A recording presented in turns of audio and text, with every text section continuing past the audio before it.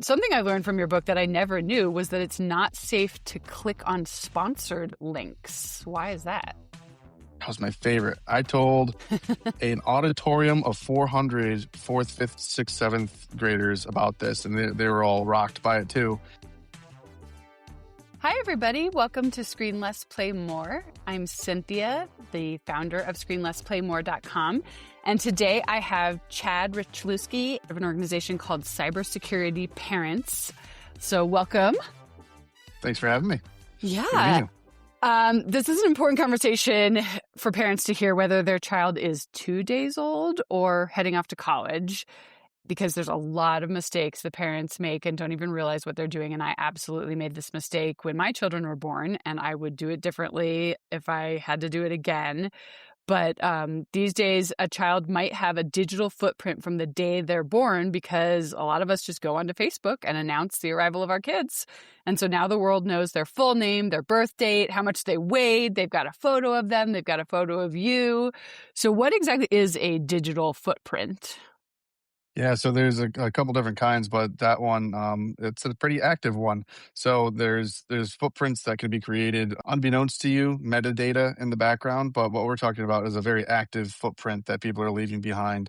So you're actively putting things onto the internet, and think of the internet like an old school newspaper. Once it's there forever. Okay. You can ask Google and service providers to take certain things down, but they have rules against that. So it's hard to get things erased once they're on the internet. And every time you add one of those bits and pieces, you're creating more of a full picture of someone's life on the internet. So there's active and passive footprints. So the active would be anything we post ourselves on social media. What would be another example of an active footprint? Just things that you put on social media or other people put of you on social media. That's Okay. actively putting things out there. The passive is the metadata behind you. So every time you see in an application, can we track your data? Can we track this, track that? I always say no. And everyone should pause for a moment and say, what am I saying yes to? Does the application actually need to track your location? Does the application need access to your microphone and your camera? But it's really the location-based passive is where I think of passive footprints, is leaving some of the cookie crumbs behind of where you were when you took a picture. You'll see at the bottom of websites, they'll say we use active cookies to track throughout the website. And sometimes that's okay if it's just tracking within the website. But there's a lot of other applications, not just a website that you visit, that are actively collecting bits and pieces of your metadata, and they'll sell that to third parties just to get a couple dollars around your data so another marketer can send you a spam email. I think people don't think that often about their passive footprint, but you guys have a book outlining all this really great information for parents. It's called Cybersecurity I have a copy Parents. right here. Super. Yep.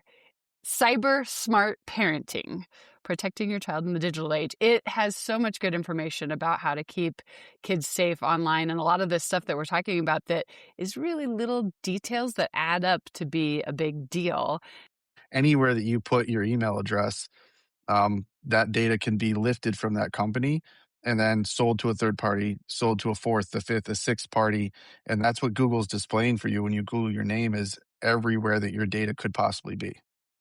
So anytime that I'm getting spam in my email box is because I have put my email address out there and bought some shirts for my kids, or just any sort of place that I put my email in. That's a possibility that somebody's going to sell it. At risk, yeah. I mean, and look at K through 12, so student information systems or applications that you're filling out for your children. There's a different online application every year, it seems, in elementary, middle, and high school. Every time you do that, you're putting your data at risk because you're giving it to a third party. And there are known student information systems that have been breached in several different states across the US. And I've got stories from folks where they went to check their child's credit, of which they should have none because they're not 18 yet, not 17. But someone's opened a credit card in their name across the country. Wow. So if they wouldn't have done that credit check, they would have found that out when their kid went to get a credit card at 18 with terrible credit. Man. So yeah, that's one of the things that you say in the book, is that one of the ways to help go against all this is to freeze your kids' credit. So yeah, why is that, and how do you even do that? It's a good mitigation strategy just because what we're saying here is everyone's data is already on the internet.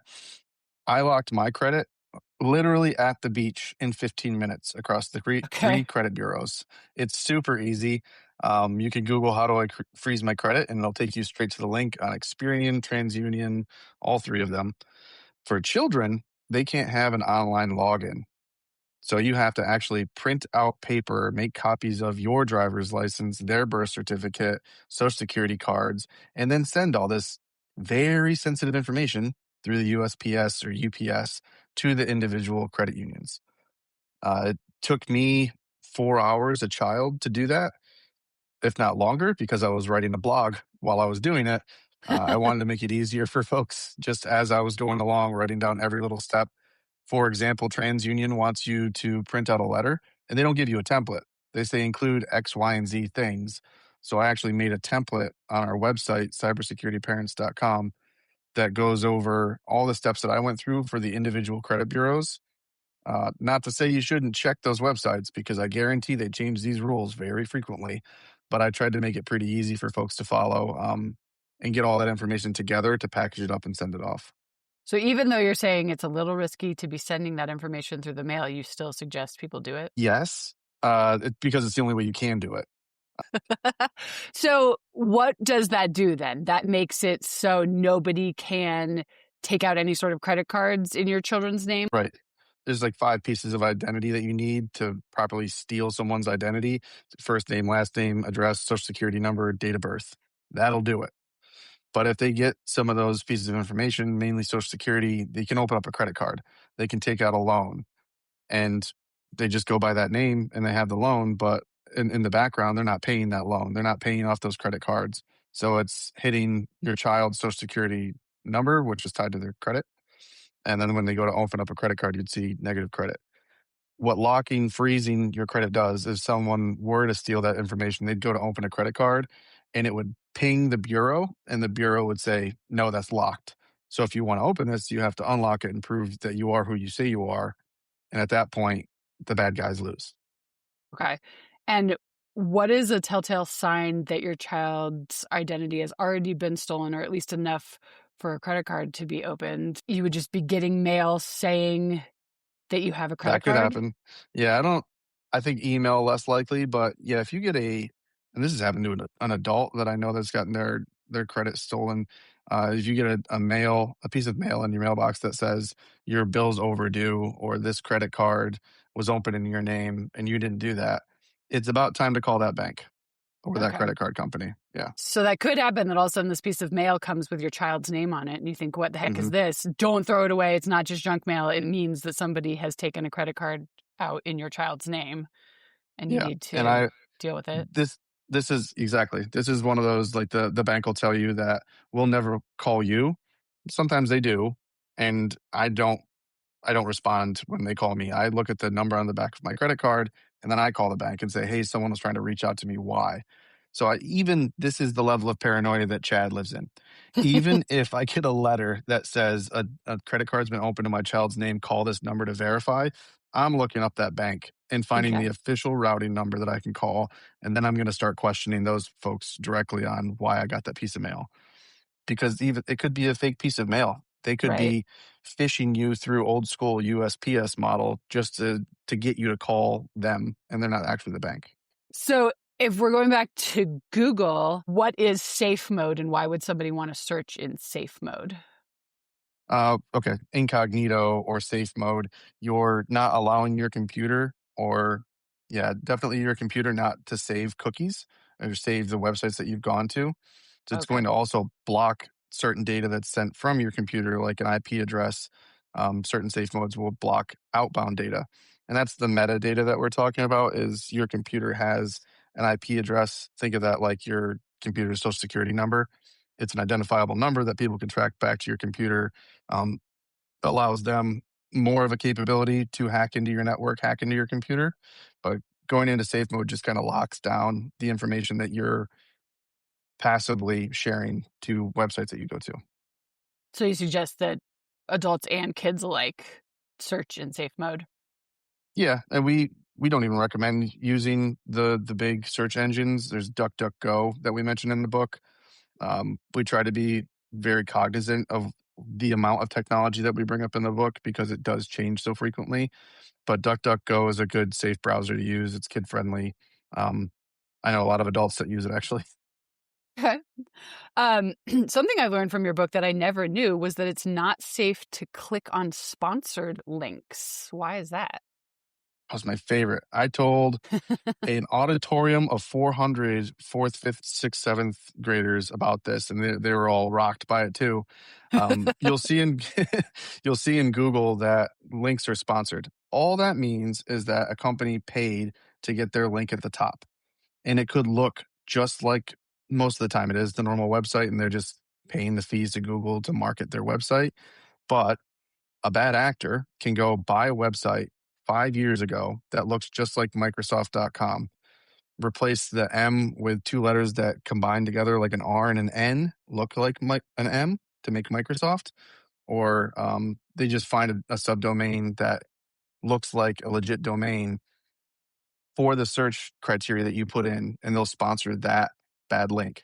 Once you click on that bad link, that's where things go downhill because they could ask for a password, they could ask for personal information, and all this time you think you've gone to the right website because you searched it on Google and that's where it took you. But you need to scroll down a little bit, go past the sponsored links and find the legitimate websites. HTTPS is normally at the front of a legitimate website. That means it's secure. Not all have that, but at least you're looking for that secure HTTPS and you're going past those sponsored links to find the legitimate websites.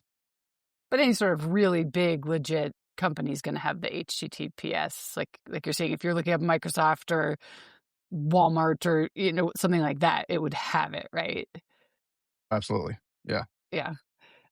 So what is the dark web and how do you keep kids away from it? The dark web is something that I deal with a lot in my day jobs. The dark web is used to sell personal information as well as trade secrets and trade malware and viruses. But keeping kids safe involves keeping them off of that for sure, just because they could be talking to people that are, I mean, these are pretty reckless individuals that are out there trying to trade secrets and profit off of people's personal information. But your kids can get on these websites and start chatting with individuals, and that's the scary part. I enjoy the inquisitive nature of a child trying to figure out how to break a technology control, but that's pushing it a bit too far, and we can block at the router level in your home or using an advanced firewall if you want to get really nuts with technology, what websites that they could go to. I think the best way to do that is probably to limit to certain websites that you want a child to go to, and then you're Okay. blocking the majority of things. You're not trying to play whack-a-mole. Like every time a news site comes up or a Okay. new way to get to the dark web comes up and there's a new URL, then you'd have to literally key that in every single time. So on your router, you would just say, here's 10 websites that my kids can go to. Everything else is blocked. Yep. I wrote about a router that you can take on the road just because I don't like connecting to hotel internet, especially Okay. if it doesn't have a login screen. It's just anyone can join. That means literally anyone's on there and can see anyone else's device. It's not super secure. So we've got a travel router that we suggest that pairs with your phone and makes that a hotspot. And then it Okay. can restrict what websites you go to on the road. But most at home devices do that as well. So let's say you are at a hotel and you don't have one of these travel routers. Is it just better just stay on your own cellular instead of using the Wi-Fi? I think it is. If there's a captive portal, that means there's a username and password that it's asking for. And at least at that point, you know it's safer. So if you're actually putting in credentials, good for you. Good for them for setting it up the right way. I definitely am a use my phone as a hotspot type of person at all times. Okay. Um, and then the dark web, could they be doing this by accident at school if they're just doing Google searches? Most of the time, no, because schools are pretty good about having the more advanced ones have what's called a walled garden. And this is action for all the parents listening. Ask your school what kind of setup they have to prevent students from going out to bad sites on the internet. A walled garden is the most advanced version of we don't let the students go out to the internet. If we do, it's to like this one thing that they need for school, and that's it. They can't go on to Gmail. They can't do chats. They can't go on to an application that has chat mode that's connected to the internet. They block everything down. Some of the less funded schools, less advanced IT, they don't have that kind of advanced setup. But that's why I suggest parents ask because your kids don't know. You can ask Hmm. them as much as you think to ask of how they use technology at school, but until you talk to the administration and truly understand how they've got their set up, that's what makes me more comfortable as a parent. Okay. And this is one of the main ways that kids create a passive footprint is through all these educational tools that they're using at school, games and apps and stuff like that. And so in your book, you say that ed tech tools do tracking. What does that mean? Yeah, earlier I was mentioning when you download an app, it'll say, "Do you want to allow these permissions and this tracking?" Those are the same things with ed tech tools. You put your full name in there and your email address. Some of them may ask if they can share your email address. Some of them may ask if they can share your location information, your metadata.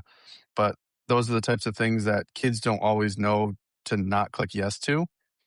And this is where I think it's a conversation, and that's one of the cornerstones of the book. Is it's a big conversation piece that needs to happen here between parents and students around the use of technology and understanding what types of things they may be clicking around at school. But you have to start by asking the question to the kids because sadly none of us can, not all of us can hover over their shoulders and Yeah. be a part of the classroom and see exactly what they're doing. Well, yeah, I mean, the other day, my son came home and said something about how he looked up something on ChatGPT, and I was horrified, and I wondered, "What is going on? Are they telling you to use ChatGPT?" And he admitted, no, he just went on it by himself because he had heard about it and knew what it was and went on there to get some sort of an idea for a project, so we had to have a whole discussion about, "Please don't use that, don't ever go on that again." I told him, the AI not only is not great for him to use as an idea generator because he should be using his own brain, but also talking about chatbots and how chatbots have gotten a reputation recently of showing really inappropriate things to kids or engaging in inappropriate conversations or telling them to do dangerous things. So I'm Yes. guessing our school may not have many filters if a kid is able to just go to the ChatGPT website, and so you're saying that 81.2% of children's apps contain trackers. So that would just be any old app that you can get from the App Store, right? Yeah, parents have to get their hands dirty a little bit in this sense. So it's yes, ask me before you download an app, but let's go over it together. I like to teach my oldest son's 8 and very young to be learning these things, but he was given a Chromebook in first grade because that's how public schools work here. Some Yeah. kids get Chromebooks in kindergarten, Yep. but I like to show him the applications of like, here's the settings and here's what it has the ability to do now. Here's what daddy's going to do to lock this down and make it more safe. And then I actually play the game or go through the application with him to see what kind of activities he's doing because honestly, I don't want brain rot. I've never been a fan of the 2-minute video Yeah. on YouTube that the kids just spiral into. I Yeah. like to make sure that whatever content they're using is actually beneficial. They're learning Mhm. something, but it does take some effort from the parents to actually go in and see what it's all about. Yeah, absolutely. I definitely suggest people play the game first because you'll be surprised at what you find in some of these games that say that they're for kids. Got him a Switch recently just to like I wanted to play around with it because I've never had a Switch either, but some of the games I got were what I would consider cartoony. But I downloaded the Nintendo parental application and locked it down and gave it he's 8, so block anything that's not for an 8 below. And I think it was like a Dragon Ball Z game. It was like an anime show that I watched when I was a kid. They have a game for it now. He's not allowed to play it unless I put in my parental pin because I it's something about the violence in the game or something that Nintendo said not appropriate for an 8-year-old. Yeah, So I appreciated that. good to know. Right? um, what do you think is the biggest mistake that parents make on social media that endangers their kids? Personal details about your lives and photos and your children on the internet. Think what they're gonna say when they're 18 about all the pictures that you put of them online. Didn't really ask them for their permission because you're their parent. It's you think you can just do that, but now all these pictures are out there, and the risk with AI involved in that now and the oversharing, kids don't know that it's illegal in several states for you to make a photo of someone without their permission. For example, I think we put this in the book in Virginia for Hmm. like 10 years now. There's either a misdemeanor or a felony charge if you place someone's face over someone's, say, naked body. And then it starts spreading that around a school and all kinds of cyberbullying occurs. But the generation of that photo is illegal. And I think kids just think that they're having fun and they're playing with it. But we can take all these photos off of the internet, and the more you put out there, the easier it is for these AI tools to make a more realistic photo because it has more and more data Hmm. points. So people need to be cognizant of that end game of the use of AI when they Yeah. overshare as well. Well, and that cuts both ways where you've got to tell your kids that that's illegal so that they don't create those photos and get a misdemeanor. But also, if something happens to them, they need to let parents know because that parents might be able to prosecute the kids that were bullying them by making these photos with AI. Yep. And don't wait to talk to mom and dad or your parents at home, your caregivers. Find a trusted adult. There could be a Hmm. teacher that they can find in a school. It's just anyone that's an adult with general sense about them that they trust to tell these things. Certainly tell caregivers at home is the message that I give my kids, but don't wait. Hmm. Well, and I've heard horror stories. A friend of mine that I used to work with basically got her identity stolen on social media where somebody just took all of the pictures of her, put a totally new name onto Yeah. it and pretended to be her. And I've heard some people have had that happen with their kids where somebody starts pretending like your kids are their kids and makes some sort of a social media account with pictures of your children. hmm And so I suppose that's one danger for sure. I think Um, where some of us might be of the generation to remember Single White Female. Remember that mhm, movie? yeah. Yeah. Terrifying. That type of thing. But now, Yeah, so now it would be done far easier. okay. And Catfishing. I mean, MTV made a very popular TV show about catfishing, but yeah, I think if you look back on your history using AOL Instant Messenger, MySpace, going way back, that stuff was happening from the day that those apps were launched. And now it's just 10 times more prevalent because there are so many more people online and so many easier ways to catfish people through photos, voice, and video. like what are the alternatives? If somebody really does want to share photos with, the family member that's in Maine and then the family member who's in Hawaii, what's a better alternative? The first thing, and this is an alternative, is just like another mitigating control that you have to put in place. You have to have the conversations with your loved ones. And the older generations just want to see pictures of their grandkids, but then they go and text that picture to their 12 close friends. And who knows where those pictures are going from there. So you have to have the conversation no matter what. Um, I've gotten a digital photo frame. Those seem to be pretty fun. So you can actually you authenticate to it. The user that owns the device, say my sister, sends me a code and says you can send pictures here.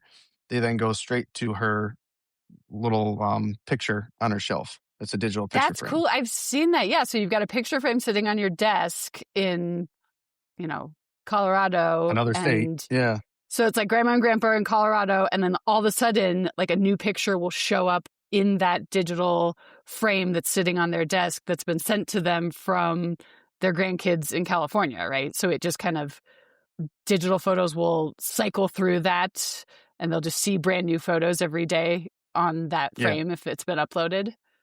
Yep. That's It's cool. fun. It's easy to use. Share away, but have the conversation.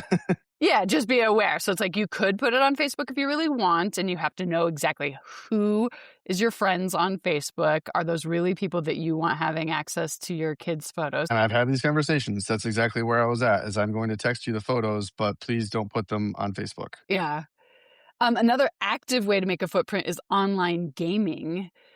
What are a couple of your top tips for keeping kids safe if they're doing gaming platforms where they're sharing info and doing headsets and talking to other kids and all that?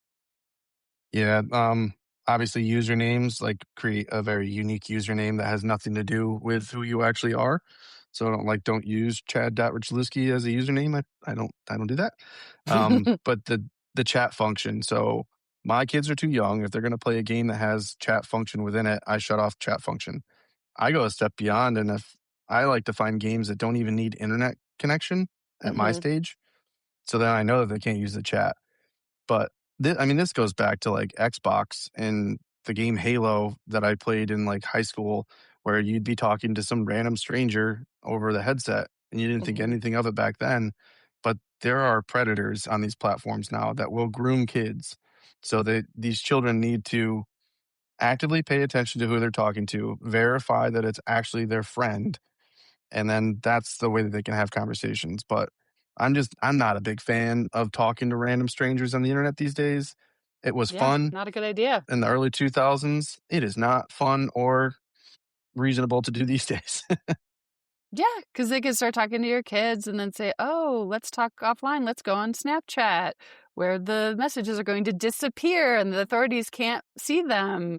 I mean, it goes from one thing to the next and just keeps getting worse and worse. So you've got to warn your kids also, like, not only don't talk to strangers online, but then certainly don't go onto like a different platform and keep talking to them elsewhere. Exactly. That happened with Roblox and Discord. It was a really sad story. I think the father has taken the two companies to court at this point, but it started on Roblox and then the child was transferred to Discord and pictures were taken, pictures were shared, blackmailing happened. I mean, it's a rabbit hole that's really dark. Yeah. So yeah, like you're saying, if you can, well, personally, I'd say the fewer games, the better, because a lot of these games are so addictive. But I Mhm. recently just got my boys old school Game Boys that have absolutely zero connection to the internet. So that when we're on an airplane or some place that it's like, okay, fine, you can do some games because it's a 6 hour flight. It's like, okay, well, guess what? You have zero internet connection and it's really old school, kind of slow games like Tetris and all that stuff. Sorry, I did the same thing with a Fire tablet. We were taking a very long flight to Asia, and at that point, I was like, "These planes are gonna have TV screens on them. I'd rather know what screen they're putting in front of their face rather than the thing on the seat in front of them." So there's another blog post on our website where I went through the active locking down of a Fire tablet. Okay. Pretty easy, have to go through some of the steps, but I then downloaded games, like you're saying, there's no connecting to the Wi-Fi on the plane, there was just, "These are the games that you have," and there's no internet. Yeah. You mentioned in your book that parents spend an average of 46 minutes discussing online safety throughout a child's upbringing, which means that's basically an average of 5 minutes a year, which is Mhm. really nothing when there is so much these days to discuss. So, what do you suggest are some of the good ways that we can talk to kids about this stuff? Like, what sort of family rules should you have in place? Yeah, I'd say talk to them about the technology that they're using at school. It is an open dialogue conversation just to kind of figure out what's going on. So Yeah. we have to have the basic conversations at home around what technology is and how to use it, and then get into the cyber piece. Um, There are bits and pieces in the book. Every chapter ends with 4 steps you can take, and most of them have some kind of like have a conversation or do this thing with your child. Page 77 is a contract that we say, rip it out. It says on the page before, rip this out, and you fill it out with your child. It's a great conversation starter to talk about why we're setting boundaries together and not dad's making rules that you have to follow. Mhm. I love the first floor rule or the common area rule of you've got this device and it gets charged at night and you never bring it to your room by yourself because you don't Yeah, need to. We've absolutely. also made some little, I'm staring at them over here, but it's like puzzles. So I look at what my second grader likes to do at school and how he learns. He loves mazes, loves word searches.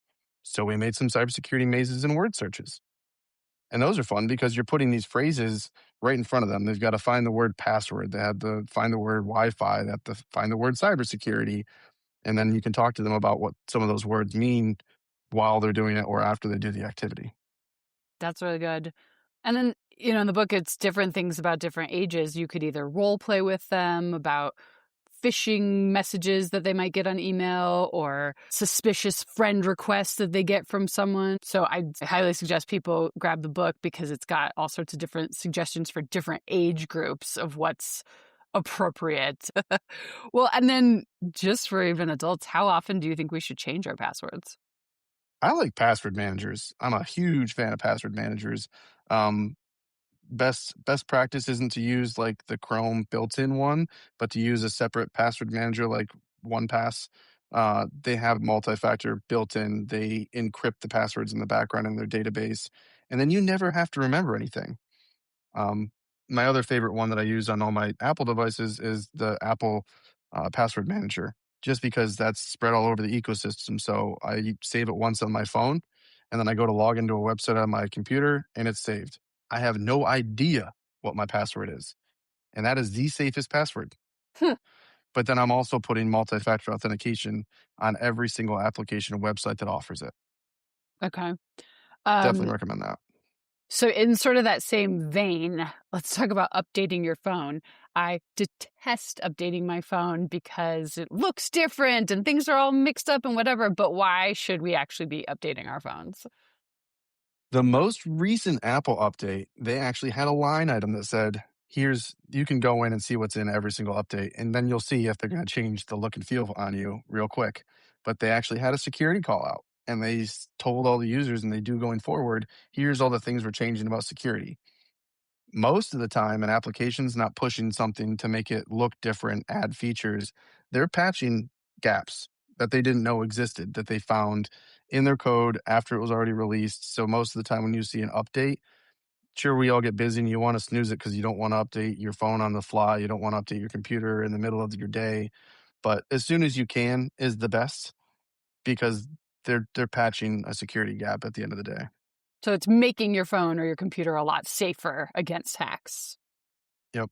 Because I think Yeah, some there's people these don't even things. realize that. They just think, oh, they're just going to make it cooler with more bells and whistles. But it really is a security issue. Yeah. There's they're called 0 days, and a 0 day is literally no one knew about this, so someone can exploit it right now. There have been plenty of applications that have 0 days, and that's why you see the random update that you're like, "Oh, this app usually only updates, like, once every month," and all of a sudden you see it updating once a week.